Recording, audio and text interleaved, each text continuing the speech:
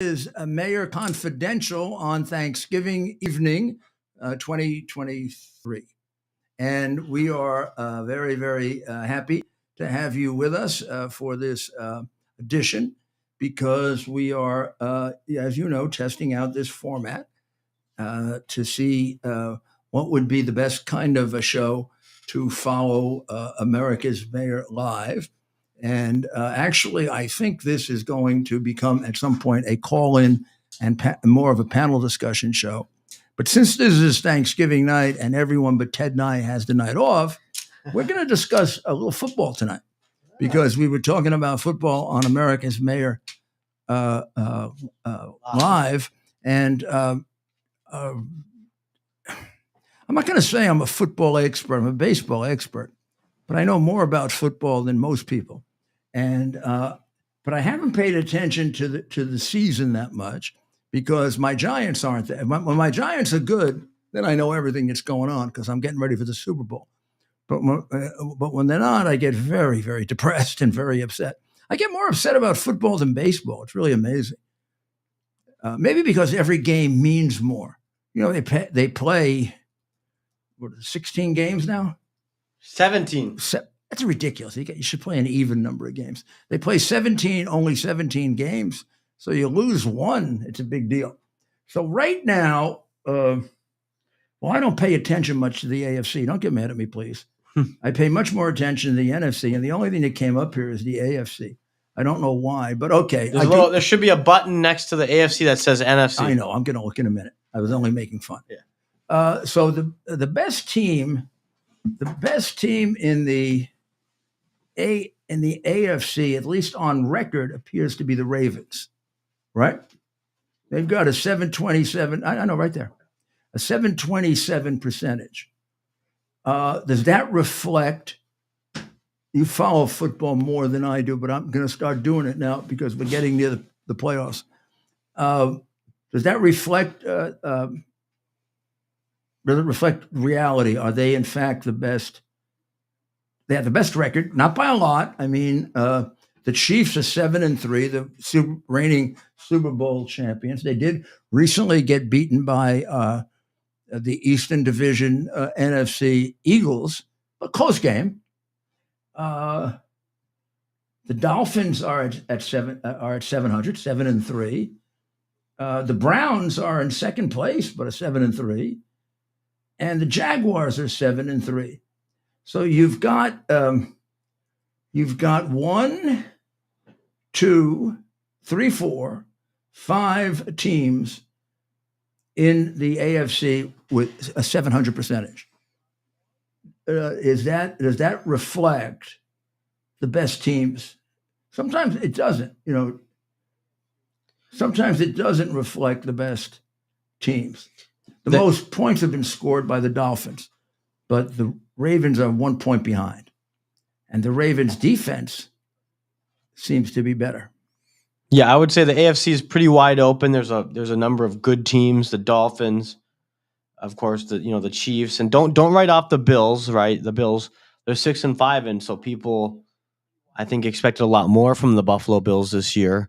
However, they're 6-5, but they in terms of points given up, they have a better defense than the Dolphins. In fact, they've got a better defense than all but 2 teams, at least in points given up. There are only 2 teams in the AFC, only 3 teams that have given up less than 200 points, and those are the Chiefs, the Ravens, and the Bills. So that means you've got a pretty good defense, right? That's right. The Ravens are a good team. I don't know if I'd put them as the best. They're number 1 because they're 8-3. Yeah. So I think they're on where most teams have only played 10 games. Yeah. They've played 11. And okay. So they're 8-3, and so like you said, there's 4 other teams that are 7-3. Somebody could catch up with them, and the Jaguars. We'll end the week with we'll end this week with a few more teams. We'll have 8 wins, and we'll see where the Ravens are at. Do the Chiefs have an advantage because they're the most playoff experienced team, Super Bowl champion twice now, right? Yeah. So you would think that gives them an advantage, but what it also does is give you the toughest schedule for the next year, right? So when you win your division and that go to would the Super say Bowl, that their record, you their 700 record may mean a little more than somebody else's 700 record. yes, but then there's also you play different divisions every year, so the strength of schedule is a big thing at the pro level, Now, especially, the single right? best record in football are the Eagles. They are a very, very And we watched them the other night. mighty 9-1 with a 900 percentage. And they're a good team. We watched them the other night. Yeah. Their defense is not. Well, I mean, again, think of who they play. I look at the teams that have given up less than 200 points. Okay. Yeah. Here are the teams in the National Football League, in the NFC East and the NFC that have given up less than 200 points. It is not the Eagles, the Cowboys, the 49ers, who are playing tonight, and the Saints. The Saints have given up 198. The 49ers have given up a meager 157. That's very stingy. And the Cowboys have given up 185 points. The Eagles are at 212.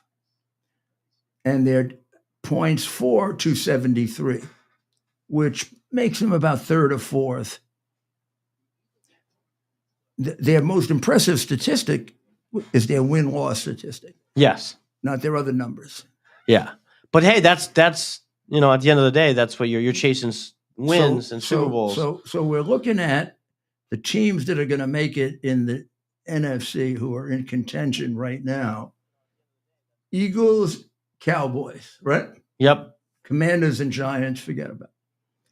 The 49ers and the Seahawks, who are 6-4 with a 600. The Lions and the Vikings, and then the Packers. I'd like to say yes, but they're 5-6. 5-6, but they've won 3 of their last 4.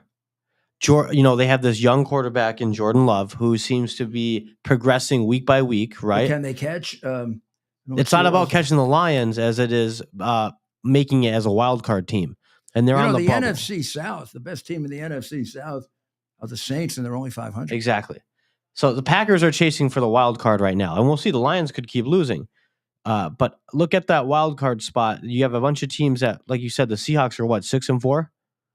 Yes. 6-4. So somebody else is 6-4, right? What are the 49ers? 6-4. 49ers are 6-4. So the Eagles obviously have the top seed. They're number one. They're in. They're going to the playoffs. It looks like the Cowboys will be a wild card. Cowboys will be the first wild card, depending on how. Right? I mean, we have a lot of football left. Yeah, but the Cowboys 8-3. Yeah. And so 8-3, but you have a lot of wild card teams. They got a hell of it. 6-4. They have the most prolific offense in the national conference. Yeah. They're the only team over 300 points. So let's see if the AFC has a team over 300 points. So you want these 6-4 teams to start losing, and you want the division champions to start. The Dolphins winning. have 305 points. How many? 305. Yeah, so they may be the Ravens have 304, but the Cowboys have 347. Wow. Okay. Look, I mean, they can score. They can score. Dak Prescott's playing well. But it's this time of the year that you how really many learn. Decembers ruin the Cowboys? Yeah. What is it? Yeah. The Cowboys in December. Or even the playoffs. When's the last time they were in an NFC Championship game? 30 year Super Bowl is what? 1995 was the last time? And they've had good teams. They've had teams that start the year sometimes to pick. Yes. As the pick. Yes. And right now, if you look at it right now, even though the Eagles are ahead of them on statistics, they should be ahead. The Eagles have scored 273 points. They've scored 347. Eagles have given up 212. They've only given up 185. They're completely undefeated at home, 5-0, and they're 3-3 on the road. Now, the Eagles are 4-0 at home and 5-1 on the road. That's pretty impressive when you can win on the road. So you want, so the NFC right here.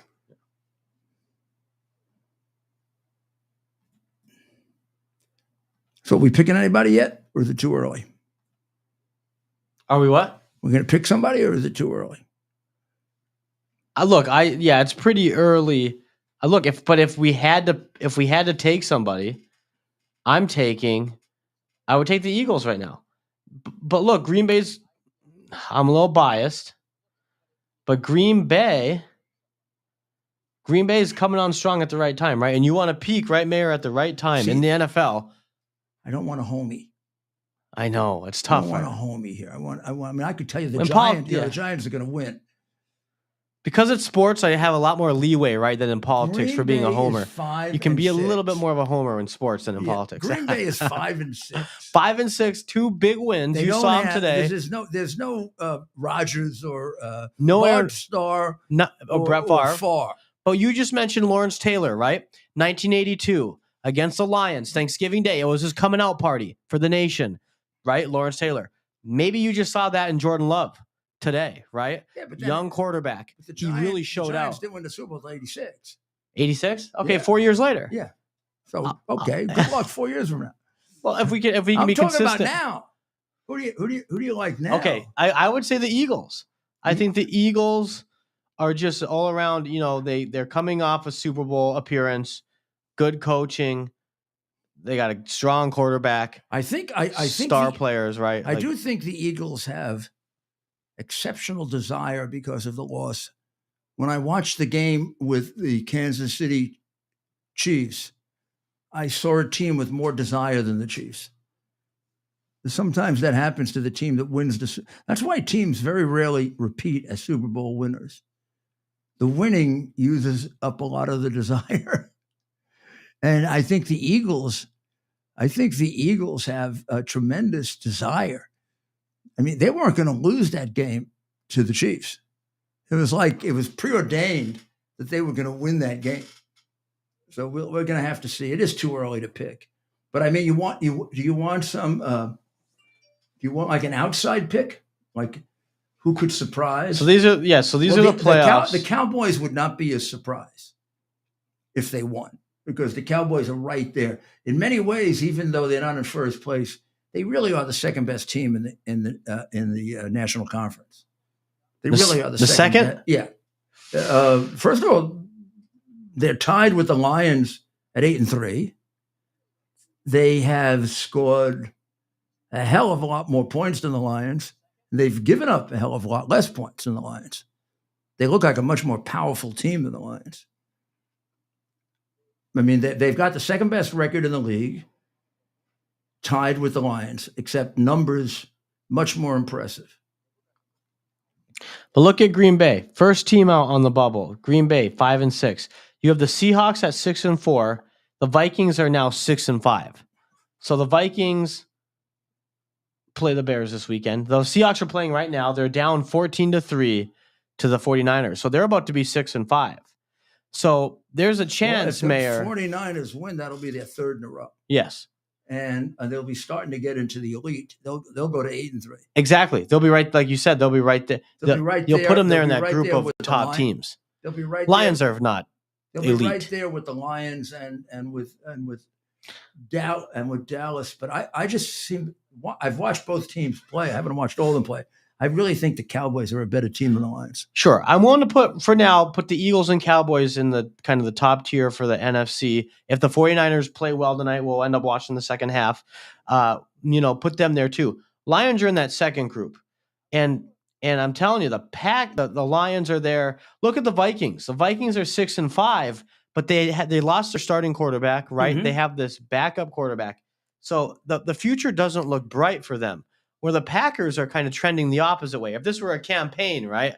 The Packers are, well, I don't want to say Nikki Haley because None of them are going anywhere, right? So, but the Packers are trending up. The Vikings are kind of like trending down. Yeah, and it's when you're going in December, there's no room for mistakes. There's no room for the momentum has to be with you. Yes. If the momentum is against you, you're finished. Yeah. Because even if you get to the playoffs, you don't go anywhere. Yeah. I mean, a lot of times the team looks great. They get into December, they start losing, and they go right out in the playoffs. They're losing or they get injured, right? Players get beat up. They're not the same as they were in September. And even the coaching, things happen over the course of a long season. Even the Eagles, with the great desire they have, a couple of injuries and it's all over. Changes the whole thing. It's true for every team. I remember the Giants, this point in the season, being just about undefeated if they weren't undefeated, and they lost. They lost the end, who shot himself in the foot. Not Burris. Plexico Burris? Yeah, Plexico Burris. And they got into the playoffs, and they couldn't get out of the playoffs.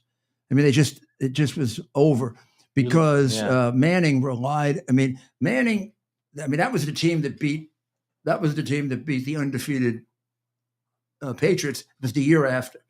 Yeah. And the Giants were really high that year because a lot of people felt they shouldn't have won the Super Bowl, and they wanted to prove they could. So they started the season like 8-1. And they were just wiping people out. And everybody said, oh, my goodness, this gave them the confidence. But a lot of their success, particularly in the red zone, was Eli throwing the ball, 100 feet in the air, and Plexico just jumping him up over everybody and catching it. He almost didn't catch anything else, just the end zone. I mean, they let him skate for the whole game, and then he'd go in the end zone and boopity, he'd catch it. Like when they won the Super Bowl, the great catch was on the helmet. But the touchdown catch that won the Super Bowl was Plexico in the air, going up above the Patriots and pulling the ball down. So that was their key. That was their key to cracking the red zone. And when they lost them, they just became, like an okay team. Yeah, that's right. So I'm gonna those are the sleeper teams in the AFC. Well, you can't call anybody in first place a sleeper. I mean, the Ravens and the Chiefs. Ravens and the Chiefs have to be the quality teams right now. But the Dolphins and the Jaguars, not bad. Not bad at all. And the Bills, I would say the Bills, but they look awful inconsistent when we watch them play. We've watched the Bills play a lot this year, and they seem inconsistent. I'd like to pick them because they're the only New York team, really. But I'd really watch the Browns. That could be interesting. I'd really watch the Browns. Okay, Sean Watson. So now let's talk about politics. If we're talking about football, we might as well talk about the polls.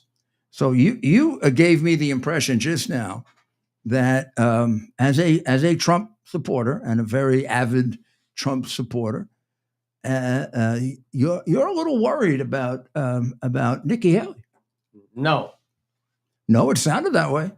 No, I was worried about comparing the Packers to Nikki Haley because while she, in saying that they got the momentum behind them, but we also know Nikki Haley is not going anywhere because Trump's going to win it. So I didn't want to make the comparison. That was more about the Packers than Nikki Haley.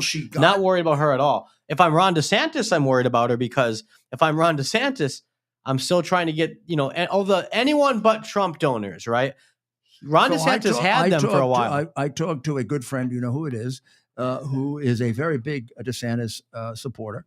And they, I don't know if I'm listening to campaign stuff, but they are very hopeful about Iowa, about being able to surprise in Iowa. And what do you think? Right now, the president is ahead in Iowa by about 38 points, 38 points. At least. And is Haley second or DeSantis second? Haley's now taking over at second. Let's look at latest Iowa polls. But she's DeSantis is like last here in New Hampshire. So we'll look at this. We'll share the screen here. The last poll that I saw, DeSantis was in last place here, below Christie. It can't be possible, by the way. Nobody could be below Christie. Well, it's not recommended that you go below Christie for an extended period of time. No, you don't want him sitting on you. So look, latest polling has, this is from November 21st, Trump at 44. Who can you tell me this poll? This is the Iowa caucus. This is a poll of an average of polls? Of polls for Iowa caucus. Okay. So it has Trump at 54, DeSantis at 18. Haley at 12. So that's November 10th through the 15th. That's a 5-day landline poll. But he's betting everything on Iowa.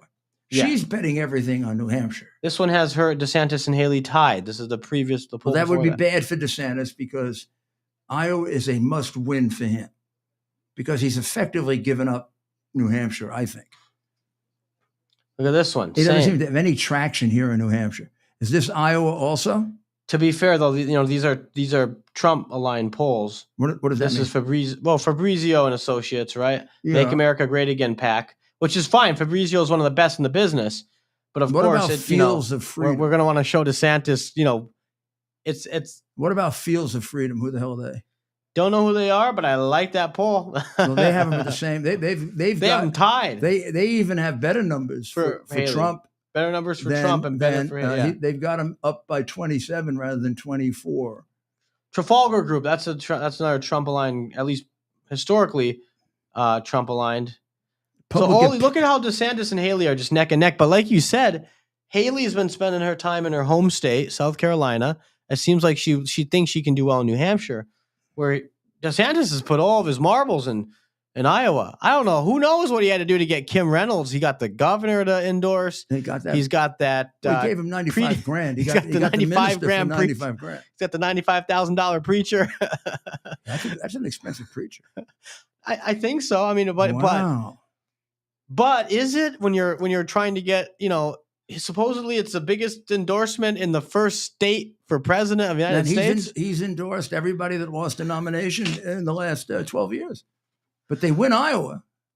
That's the other problem DeSantis faces, Mayor. Even if he does perform well in Iowa, that's like... Well, I do think that... It's like winning the NIT. Oh, no. I think winning Iowa this time would be different against Trump. I'm saying second, though. Even if he performed well for him. If either one of these wins, either one of these primaries... I'm saying second. It's then going to be a race. Sure, but we know that's not going to happen. So for second, though, I'm saying this whole time I've been talking. If DeSantis thinks he wins if he gets second, right? Second, but he loses by 20 or more, it's basically over. And that's what we expect to happen. If DeSantis comes in third, it's all over. I mean, really, it's silly to go forward. You look at him and Haley. He can't like what he sees here. I wish I could click on Haley somehow. Trump, 47%. DeSantis sitting right down there. Okay, now let's look at New Hampshire. So right now, I would say Iowa is a horse race between Haley and DeSantis, right? Yep. Well, and I wouldn't say a horse race. It's a one-person race. No, I mean for second. Yeah, two-person race for second. Yeah, I don't think either one of them can catch him, but if somebody can come in second in both Iowa and New Hampshire, they'll be the one that remains. In other words, if, let's say... Here's New Hampshire. Yeah, look at that. DeSantis, look at that. Haley, so that's where Haley can go to DeSantis, the big donors that don't want Trump have been with DeSantis historically. But Haley looks pretty good when she's beating DeSantis by quite a bit in New Hampshire, competing with him neck and neck in Iowa, and in South Carolina, you'd have to think Haley's going to do well. Let's look at the numbers on this one. 44% for Trump, and Haley at 18. He got essentially the same lead here as he has in Iowa, 22, 28. The president, yes. 20 He's got 21, 28, 30. It's a little bigger lead in New Hampshire. He's got a little bigger lead in New Hampshire than Iowa. Yeah. And he's had it for a longer time. 42, 46, 49. But look at Haley, 20. She's between 18 and 20. Then you have, let's see, DeSantis, 9%. DeSantis, 7%. Yeah, that's pathetic. 7%. This guy's supposed to be the... I mean, those are numbers. Those are numbers. If that's what he ends up with, that take you out. I mean, if Christie ends up ahead of him in New Hampshire, yeah, he's going to lose. Now let's go to South Carolina.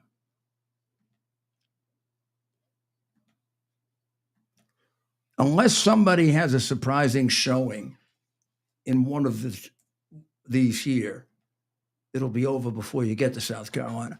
But if one of them wins both and has a surprisingly good showing in either one, then it could be more of a race.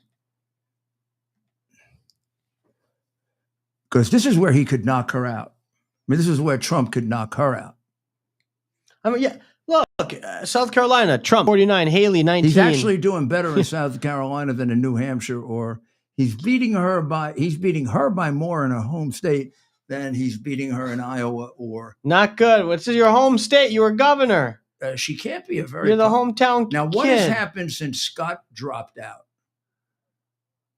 That's a good, yeah. So a lot of these still have Scott. Scott had 11%.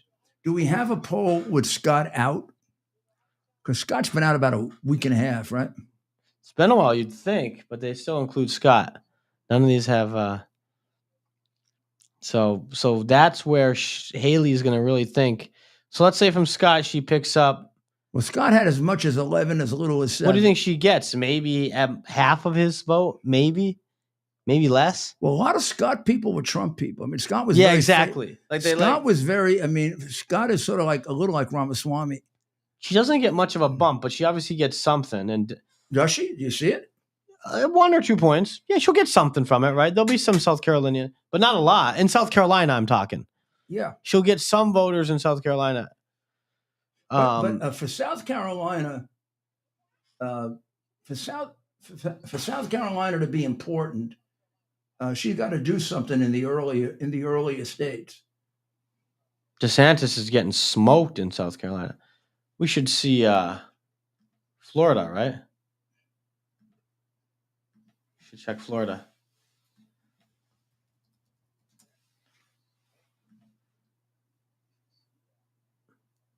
Yeah, look. All right, so only fair for DeSantis, right? We showed South Carolina. Now let's show Florida, where Trump is leading. Trump's numbers in Florida, he's are higher than other places. He's averaging 56%, 57% of the vote in Florida. Yeah, well, 57% of the vote. That's 10% more than 10 to 15% more than Iowa and New Hampshire, right? Wasn't he mid 40s?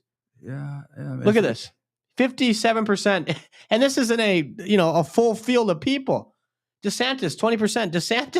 DeSantis is getting similar numbers in Iowa, the state of Iowa, in the middle of the country than he is he's getting in his home state of Florida, where he's been Mr. King Governor for. And nobody else even exists. Haley's at 6%, and Ramaswamy's at 2%, and Christie's at 1%. And you got to believe some of these polls are DeSantis favorables. Look at this. Yeah, but Haley's getting 3rd place. Yeah, Trump's at numbers. These are, look at this, 63, 60, 61, 60, 57, 64. The other interesting thing here on this thing's over. Real Clear Politics is if you go with the general election, Trump and Biden, Trump is winning by 4 in the Emerson poll. But if you throw Kennedy, West, and Stein in, he wins by 6%. That's pretty good. What do you think? That's amazing. Now, Haley and Biden are tied. They always like to say, they're the only ones who can beat Biden. I'm sorry. In the Emerson poll, Haley is tied, and Trump beats him by 4% or 6% if the other people are in it. I'd vote for Nikki Haley for president. I think. I don't know. I'm going to take that back. I'm not sure I could do that. If it was Biden or Haley, yes, but that's because one's a criminal, and one is most one is likely not, or one is not. I think a lot of these people would you'd like to think they could beat. I mean, again, Mayor, you called this first. Joe Biden's been out of it for quite some time, and it's happening at an increasing rate. Literally, at any moment now, he could have a Mitch McConnell moment or worse, right? It could just happen. I'm not sure what the I'm not sure what they do to keep him good, but geez, it's very obvious there's something wrong. Trump is winning the Republican primary in the morning consult poll by 53%. And he's beating Biden by 3. Yeah. He's winning the messenger poll by 51%. And he's beating Biden by 6. I mean, these are very, very impressive numbers. In New York, Biden beats Trump by 10%, which is nothing. I mean, the guy's out of it. It should be a landslide. And if you throw Kennedy and cheating, he should win. If you throw Kennedy and West in, it goes down to 9%. I mean, look, there is a chance. If you just look at those numbers, and I'm not going to get overly impressed with them, that becomes a doable state at 9%. Yeah. Trump could look in a real, fair, no funny business election. I'm not even kidding. In a state like California should be on the table. President Trump, right? When you look at his record, what he did compared to Biden. He beats Biden in Michigan by 5.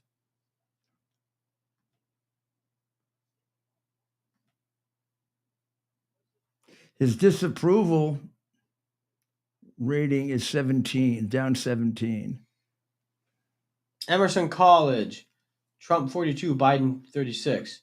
Emerson College, another one, 47, 43. Morning consult, like you said, what? Trump 44, Biden 41.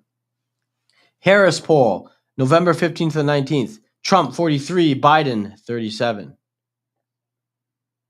Trump 53, Biden 47. And another Harris poll.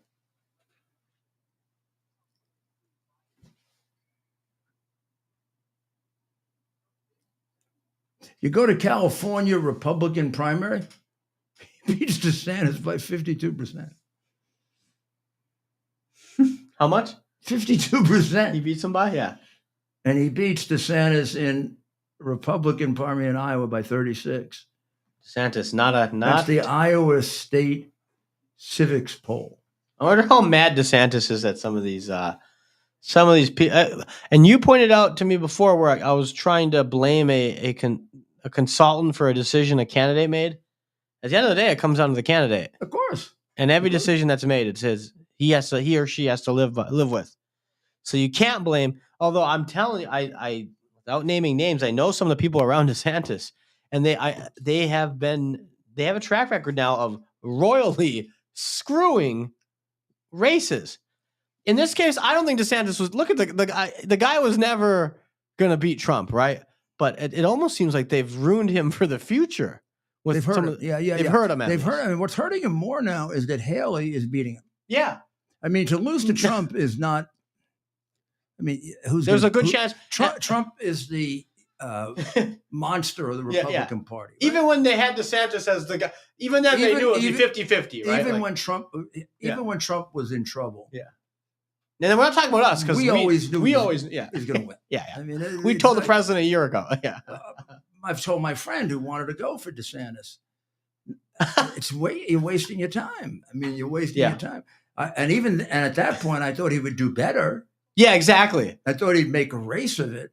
Would embarrass himself. But, DeSantis has embarrassed himself. It's either he's embarrassed himself or Trump has really been always stronger than we thought. Not than we thought, than a lot of people thought. Well, even than we thought. I mean, I thought it'd be a closer race. Well, let's see what happens in this debate with Newsom. I have a sneaking suspicion. Not suspicion. Knock the shit out. Newsom's going to slap him around. I hope not. The only thing that DeSantis has going for him is like sound policies, right? Compared to Newsom. I hope not, because I think. I don't think that's going to play. That can't play through the debate. I don't think DeSantis is a dangerous man. Yeah. I think Newsom is a dangerous man. Yes. I think Newsom is, in many ways, just as dangerous as Biden, and could get us to communism even faster. Look at him going over to see who goes and pays his respects to one of the biggest murderers in the world, but a slime ball. And then quickly rushes to clean up the streets of his town when he's coming here. All But those meanwhile, poor Chinese people cheering for the guy who's killed more Chinese people than anybody. What the hell are you doing to them? You're brainwashing them. Well, we're gonna have plenty of politics. We may devote one complete session of Giuliani Confidential to that, like every Friday, where we bring in experts and we give you a better perspective on this than other people. We don't need to bring any experts in. We got you, Mayor. Yeah, but I like to hear. I like to hear some. I mean, I like to hear what they have to say. I like to hear their perspective. And I know what to listen to them on. Like when you listen to Dick Morris, who's very, very good, particularly listen to Dick on polls, because that's how he began. He began as a pollster. He's great. And that's what he really is. He's really a terrific pollster. And I'm not saying he isn't a great political analyst and whatever else. He is. But if you want his strength is polling. So what you want to do with Dick is you want to put a bunch of polls in front of him and he'll find something in that poll that nobody else will, that is valuable. Other people like Huckabee. Mike is issues. Michael have a very, very good feel for what issues are going to work, and particularly in a Republican primary, and what issues to emphasize and how to present yourself, and who's doing a better job of it. So you have to know what we're all good at and not as good at. We all have strengths and weaknesses. So let's give everybody a little night's rest. If you want to take a few more leftovers before you go to bed, you have my permission. Just tell Mayor Giuliani you just said it was okay. It's okay. And remember, tonight is a night of Thanksgiving. That is, we always do this every night, but we especially thank God for being Americans. And we pray for the people of Israel. Of course, we pray for the people of the United States. God bless America.